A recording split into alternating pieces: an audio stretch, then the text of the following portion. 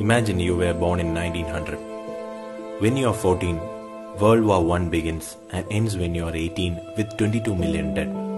Soon after a global pandemic, the Spanish flu appears, killing 50 million people. And you are alive and 20 years old.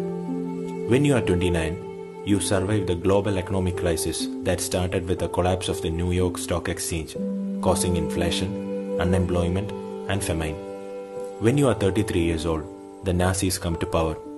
When you are 39, World War II begins and ends when you are 45 years old, with a 60 million dead. In the Holocaust, 6 million Jews die. When you are 52, the Korean War begins. When you are 64, the Vietnam War begins and ends when you are 75. A child born in 1985 thinks his grandparents have no idea how difficult life is, but they have survived several wars and catastrophes.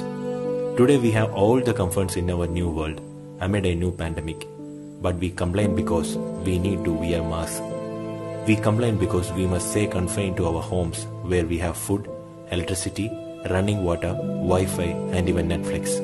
None of that existed back in the day, but humanity survived those circumstances and never lost their joy of living.